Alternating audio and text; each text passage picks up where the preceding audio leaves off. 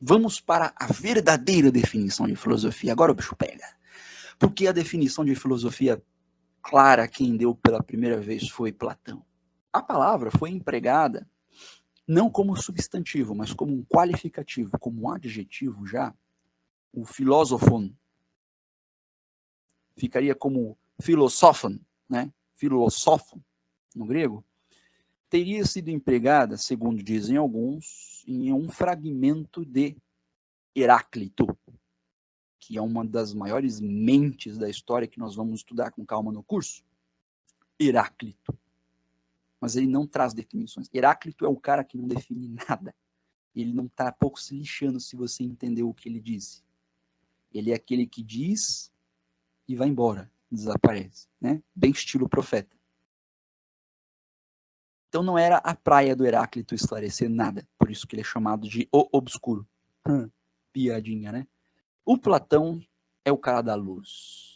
Ele é quem vai esclarecer pra gente. Então Platão traz a filosofia no sentido substantivo do termo, que é o que empregamos. Então filosofia, ele trará ela num diálogo intitulado Eutidemo. Eutidemo, que pertence, nós vamos estudar isso com calma, não se preocupe, à quinta tetralogia, porque existe uma organização dos diálogos platônicos, famosa, que é a organização por tetralogias. E ele pertence, então, à quinta tetralogia dos diálogos platônicos, o Eutidemo, que é um diálogo sobre o conhecimento dos sofistas. Então, Platão define o trabalho do sábio, ou daquele que busca o saber, e daí vem o filósofos, o que deseja o saber, o que tem atração pelo saber, que é uma coisa louca, porque quem gosta de filosofia, a gente fica meio assim mesmo. A gente não sabe por que quer saber, mas simplesmente quer saber. É um afã liberal mesmo, né? É saber pelo saber e dane-se. Essa atração estranha que certos homens têm pelo saber e que não se contentam com a aparência de saber ou com vencer o adversário em público, né? Nos tribunais ou na ágora, como começou a acontecer entre os sofistas. Nós vamos estudar a história da Grécia também. E em contraposição a eles, aos sofistas, esses que têm aparência de saber, que o Platão dará a definição daqueles homens que são como ele, que são como o seu mestre, Sócrates. Então ele dirá assim, filosofia eu vou fazer uma composição de um conceito aqui. É um conhecimento. E esse conhecimento, em grego, se escreve episteme. Episteme. A gente fala episteme, né? Episteme. Quase todas as nossas ênfases dos termos gregos são inadequadas. Não tem problema. O importante é saber qual é a palavra e o que ela significa. Ninguém aqui está falando grego, isso aqui não é um curso de grego para ficar enchendo o saco por causa de pronúncia. Isso é o que menos importa. Mas não dói nada saber como é o certo também, né? É legal, né? Então, epistemé é o mais adequado. Ó, epistemé é um saber fundamentado. Ah, mas tem outro saber, cara? Tem. Vamos chegar lá. Esse é o saber fundamentado. É o saber que Platão dirá ser válido e seguro. Um saber sobre o qual podemos fiar. Podemos confiar. Epistemé não é a doxa. Essa distinção é clássica. E clássico porque vem de Platão. Porque Platão é igual a filosofia clássica. Então, a epistemé é o saber fundamentado, válido e seguro, que não é a doxa. Doxa, pessoal, aqui tem outro problema. Traduzimos errado doxa. Mas tem alguma coisa que o brasileiro faz certo? Talvez jogar bola. Porra, mas tu é preconceituoso. Não, sou não. Doxa não é opinião. E é costumeiramente assim que é apresentado. Doxa é opinião e epistemé é ciência. Os dois estão errados.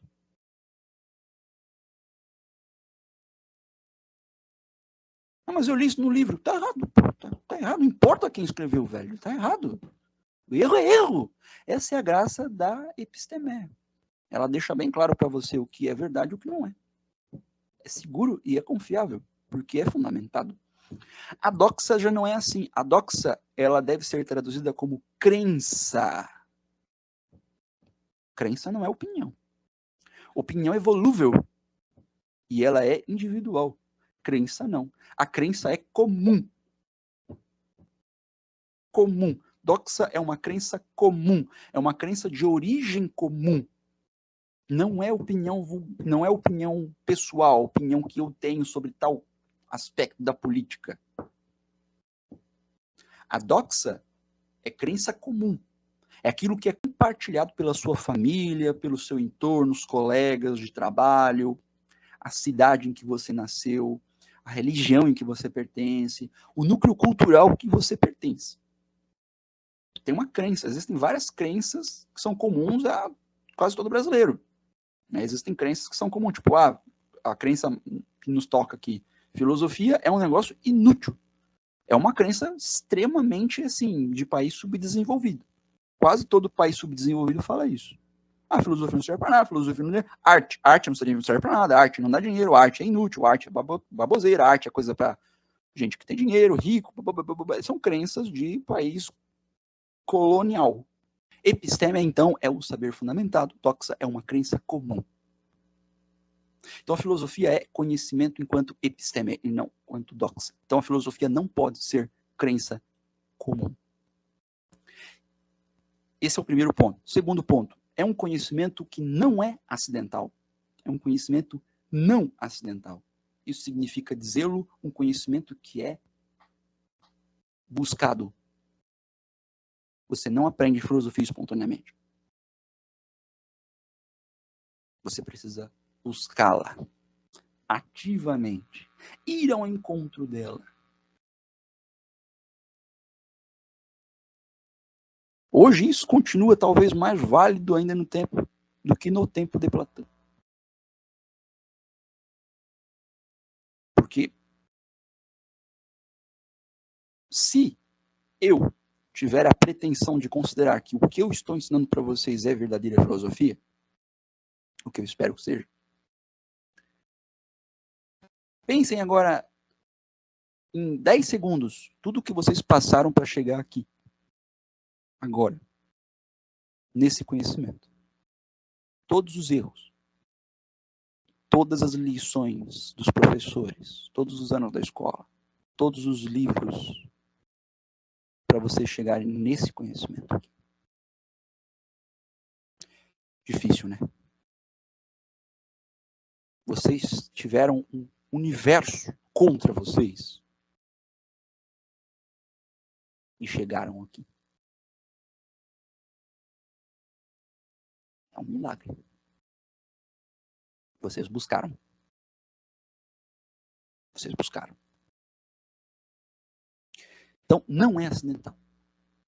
É diferente do saber vulgar, do saber espontâneo, do intuitivo, né?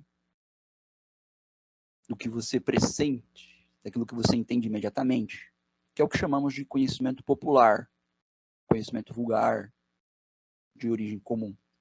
Filosofia não é acidental.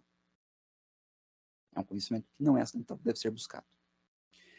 E ela emprega um método, terceiro ponto, um método. E o método da filosofia, pelo menos na antiguidade, e hoje não se diferenciou muito, nós podemos resumir o método filosófico em dois. Nós temos um método dialético, que é o método do diálogo. É um método que se desenvolve, no mínimo, em duas pessoas. Um método de conversa, um método de debate, um método de construção mútua. A famosa tese e antítese, né? Tese, antítese. Tese e antítese. Tese e antítese, né? As contradições, as refutações, as conciliações, as conclusões, quase como um tribunal. Temos o método dialético e temos o método demonstrativo, que é monólogo, que é o método de Aristóteles. Ele demonstra de forma linear e sucessiva a ideia, o problema. O dialético e o demonstrativo são os métodos por excelência da filosofia. E é em benefício do homem. A filosofia é um conhecimento não ocidental, metódico ou metodológico, que é em benefício do homem, aquilo que diz respeito ao homem, enquanto racional. O homem, para dinamizar o homem como algo diferente do resto da natureza. O homem tem algo de diferente. E você pode chamar isso do que você quiser. O fato é que o homem tem algo. Ou, alguns filósofos contemporâneos dirão, o homem não tem algo. E é isso o que diferencia ele dos outros seres, em geral. E é neste algo que ele tem, ou neste algo que ele não tem, nessa carência do homem, ou nessa presença de algo a mais no homem, que a filosofia trabalha. Classicamente ela chamou isso de razão.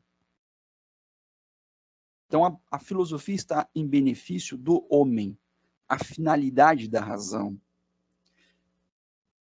Ela busca a realização do que há de melhor no homem, que é a sua razão. A filosofia deve buscar a prática da virtude. A filosofia busca a criação das artes.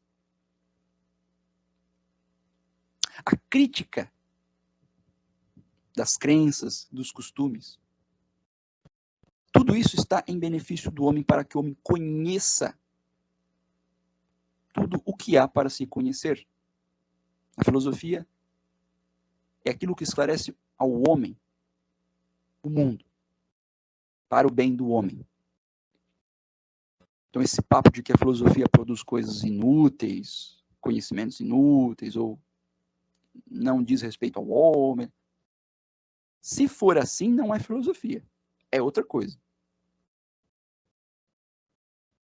Porque se for filosofia, é em benefício do homem. Aí é você que faz esse juízo que realmente não está percebendo isso. Ou você não é homem, né? Você não é um ser humano, né?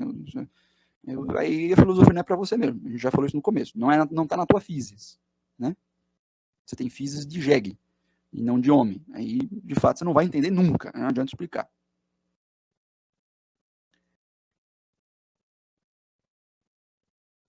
Filosofia, então. Conhecimento não ocidental que faz uso de um método em benefício do homem e que é, finalmente, amplo e válido. O mais amplo e válido possível. Um conhecimento mais amplo e válido possível. E é por isso que Platão dirá que a filosofia é universal. Aonde a razão alcança, alcança a filosofia. Se nós hoje, homens contemporâneos pós-modernos da era atômica hipertecnológica, abraçamos o universo, abraçamos vários universos, multiversos, simultaneidade e relatividade do próprio tempo,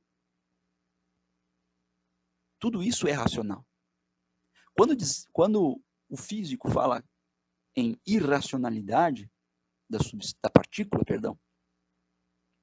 mesmo a irracionalidade é um conceito submetido à razão. Relatividade, niilismo, ateísmo, acosmismo, todos esses termos que nós tentamos usar para designar a ausência de razão são conceitos racionais, usados por homens racionais, com fins racionais. O nosso conhecimento da realidade, por definição, é um conhecimento. Sendo conhecimento, ele só pode ser racional. Não conseguimos escapar a nós mesmos, assim como não conseguimos escapar a nossa própria sombra. Isso é filosofia de Platão aplicada agora. É o que Platão quis dizer. Nunca quis dizer algo diferente disso. És homem? Muito bem. Tens razão. Usa-a. Ponto. Essa é uma máxima de Marco Aurélio. És dotado de razão? Muito bem. Use-a. Xenofonte fala que Sócrates enunciou isso. Por que não a utilizas? Falando sobre a razão. Por que não a utilizas? Se a tens, por que não a utilizas? Né? Legal, né? Então faz sentido falar em filosofia universal. Claro que, se você tem esse entendimento aqui que eu acabei de passar para vocês agora, que é um entendimento o mais refinado que há, e que Platão não traz assim, bonitinho como eu trouxe para vocês, você vai dizer assim, não, mas então filosofia universal é uma redundância. Não é? É uma redundância, porque se é filosofia, é universal. Se é universal, é filosófico. Muito bem. Meus parabéns. Ganhou um pontinho extra no próximo trabalho. Só que a filosofia é o seguinte, você tem que dizer o óbvio. Aí que está a graça para a filosofia. Não é óbvio. Ninguém sabe. Você acha só. Isso é doxa. A gente acha que já está tudo esclarecido. E aí você vai estudar Heráclito. Não estou falando, nem vou falar no Platão, tá? Você vai ler um pouquinho de Pitágoras, ou sobre o Pitágoras, né? Porque o Pitágoras se escreveu, não deixou nada. Heráclito, Parmênides, por exemplo, você olha para aquilo e você coça a cabeça assim, nossa senhora, velho, isso aqui é muito atual, cara. Como pode? Eu não acabei de dizer que é universal? Universal não é só aquilo que pertence a todo o espaço. Falamos universo no sentido espacial, já perceberam? Falei na outra aula, quando eu falo mundo, o que você pensa? Globo terrestre. Isso não é mundo. Quando eu falo universal, é em todo tempo, todo espaço, todas as épocas, em todos os lugares, em todas as pessoas. Isso é filosofia.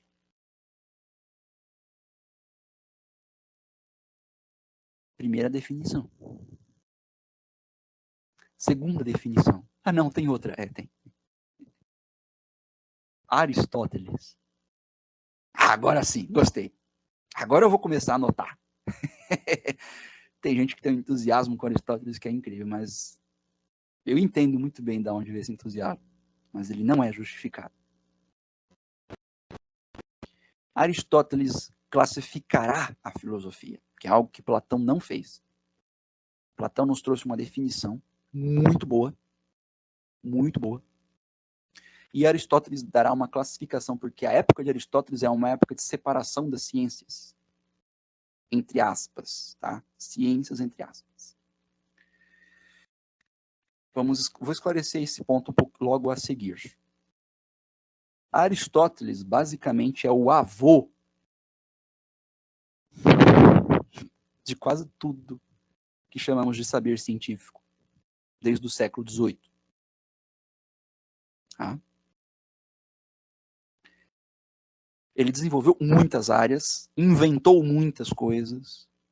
Boa parte da nomenclatura que utilizamos em filosofia foi cunhada por Aristóteles. Os méritos de Aristóteles vão muito além da minha capacidade de enumerá-los. Fiquem com isso. Mas a época de Aristóteles é uma época diferente, bastante, da de Platão.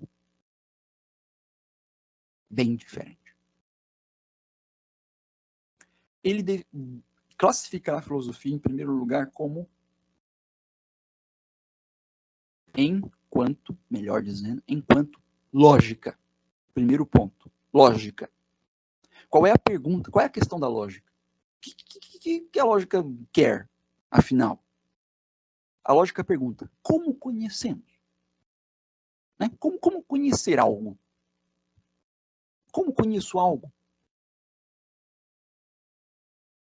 Como eu penso em algo? Como pensar esse algo? Como é o pensar desse algo? Não, mas lógica não é aquela porcaria cheia de regrinha, né? Ah, tem o enunciado, tem a proposição, né? Tem a regrinha aqui, ali. Tem isso, tem, mas isso veio depois. Isso é uma estruturação tardia da lógica, que Aristóteles também que vai fazer. Os analíticos, né? Os analíticos. Vai além disso. A lógica pergunta isso. Como conhecemos e como pensamos o que conhecemos. Aristóteles trará também a filosofia enquanto física. Física. Qual é a pergunta da física? Como o mundo é composto? Feito? Do quê? E como é que ele ficou assim? E como que as coisas se movimentam? Porque nós nos movimentamos. Né? Com razão, vontade, energia, decisão, liberdade. Mas, pô, e o sol, velho? E a lua? E o vento? E as árvores? E a maré? E o voo das aves? Como que acontece? Aristóteles, basicamente, é o cara que vai perguntar isso de uma forma mais próxima do que chamamos de ciência hoje. Como as coisas se movem? Isso é um problema grego, é um problema muito sério. E se você acha bobo, não ache bobo isso, porque essa pergunta foi esquecida por quase 1000 anos entre os medievais. Porque o problema no movimento não é um problema quando você tem Deus, anjos, elementais, demônios e vários outros seres sobrenaturais. Quando você tira a solução sobrenatural, espiritual ou metafísica, se você preferir, o problema volta. Ok? Então a física. Como o mundo é composto e como se movimenta. E aí a física depois incluirá o que vem depois da física. Além da física. A meta, que diz além, em grego, meta, né? Meta, além, física. Metafísica. Metafísica não é. Não sei se eu já falei isso para vocês, mas se eu não falei, eu vou falar. Se eu já falei, eu vou falar de novo, Dani. Metafísica não é equivalente à religião. Metafísica não é sinônimo de teologia. Virou, historicamente. Mas não significa que seja. Não é. Na origem, na justificativa, no sentido, são coisas diferentes. Metafísica, no seu sentido original, como Aristóteles a concebe, é ciência, ele chama de ciência das causas primeiras. Está totalmente vinculada com o problema do movimento. A metafísica não é aquilo que resolve a existência de Deus e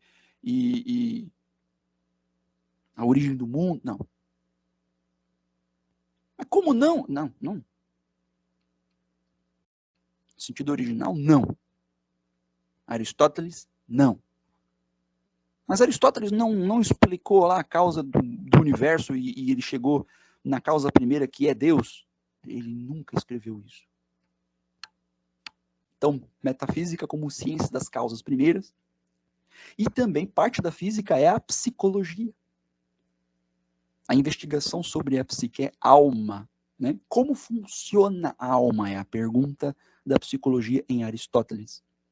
Ele tem um livro da alma. Fascinante. Divide a alma, né? Em 3 partes e tal. Tem muito da influência platônica. Aquilo ali, basicamente, é o primeiro tratado de psicologia já escrito.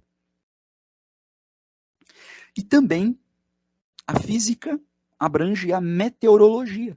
No tratado de Aristóteles sobre o céu, ou do céu, também o primeiro tratado sobre meteorologia. E a física inclui também a zoologia, porque Aristóteles foi o primeiro a escrever sobre os animais. Um tratado sobre os animais de uma forma experimental. É a História dos Animais, de Aristóteles. Então a física inclui metafísica, psicologia, meteorologia e zoologia. De uma forma geral, biologia, porque Aristóteles foi o primeiro naturalista da história. Também. E oceanografista também, tá? Tudo isso pertence à física. Percebam a diferença da física aristotélica para a atual. Porque hoje o problema da física se manteve na questão do movimento apenas. E, em terceiro lugar, ética. Terceiro domínio da filosofia. Eu estou falando da filosofia ainda, hein? Isso é que é o mais bizarro aqui. Eu estou falando de filosofia. E o terceiro domínio da filosofia, segundo Aristóteles, é a ética. Qual é a pergunta da ética? Ah, essa eu sei, essa é muito fácil. É o que é o certo e o que é errado. O que é a liberdade e o que é a necessidade. Você errou redondamente se você pensou isso. Porque ética em Aristóteles não é isso. A ética de Aristóteles faz uma pergunta anterior a tudo isso. Essas perguntas são modernas. A ética de Aristóteles pergunta o que é o homem. E assim, a próxima pergunta diz mais a respeito à ética como nós a entendemos. Como ele age? Como age o homem? E o que o homem faz? As ações do homem produzem o quê? Então você percebe que dentro da ética temos o quê? A política. Porque é a política que o homem faz. É na política que o homem age. E é a política que define o homem. Porque com política, Aristóteles também não quer dizer o que nós entendemos hoje como política, né? Quando Aristóteles fala em política, vida política, ele fala em vida em grupo, vida social, vida em família e a relação com os outros, a sociedade. Do que nós chamamos hoje de antropologia, sociologia, física social, está incluso na ética de Aristóteles, na política de Aristóteles. Então, Aristóteles concluirá o seguinte: se filosofia, meus amigos, é lógica, todo o pensamento humano, é física, o movimento do mundo, o funcionamento das espécies, a distribuição das forças naturais e o como elas se desenvolvem, se relacionam, se ela inclusive é ética, política, é o próprio homem, a filosofia abrange o homem, seu pensamento e o comportamento. A filosofia abrange a sociedade, a cultura e o desenvolvimento dela, e a natureza, a origem e o funcionamento dela. Portanto, meus amigos, somos forçados a concluir, segundo Aristóteles, que a filosofia é simplesmente todo o saber humano. É a totalidade do saber humano, portanto, ela só pode ser universal.